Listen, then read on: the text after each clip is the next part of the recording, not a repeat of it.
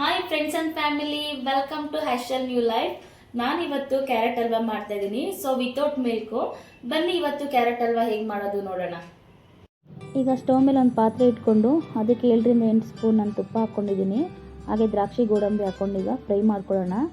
ಈಗ ಚೆನ್ನಾಗಿ ಫ್ರೈ ಆಗಿದೆ. ಇದನ್ನು ಒಂದು ಬೌಲ್ಗೆ ತೆಗೆದಿಟ್ಕೊಂಡು ತುಪ್ಪ ಏನು ಉಳಿದಿರುತ್ತೆ ಅದಕ್ಕೆ ನಾವು ಕ್ಯಾರೆಟ್ನ ಸೇರಿಸ್ಕೊಳ್ಳೋಣ, ತುರಿದಿರೋ ಅಂಥದ್ದು.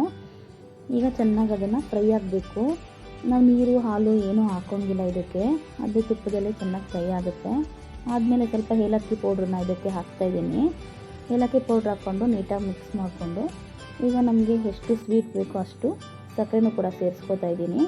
ನಿಮ್ಗೆ ಎಷ್ಟು ಬೇಕೋ ಅಷ್ಟು ನೀವು ಜಾಸ್ತಿ ಬೇಕು ಅಂದರೆ ಜಾಸ್ತಿ ಸೇರಿಸ್ಕೊಳ್ಳಿ. ಈ ರೀತಿಯಾಗಿ ಚೆನ್ನಾಗಿ ಅದು ಫ್ರೈ ಆಗಬೇಕು. ನೋಡಿ, ಈ ರೀತಿ ಆಗುತ್ತೆ. ಈಗ ಅದಕ್ಕೆ ನಾವೇನು ಎತ್ತಿಟ್ಟಿದ್ವಲ್ಲ ದ್ರಾಕ್ಷಿ ಗೋಡಂಬಿ ಹಾಕಿ ಮಿಕ್ಸ್ ಮಾಡ್ಕೊಳ್ಳೋಣ.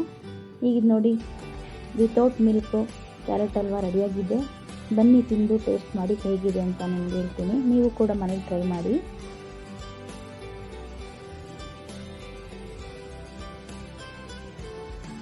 ಬಿಸಿ ಬಿಸಿಯಾದ carrot halwa ready. Thank you friend. ನೀವು ಮನೇಲಿ ಟ್ರೈ ಮಾಡಿ, ತುಂಬಾ ಚೆನ್ನಾಗಿದೆ. Thank you.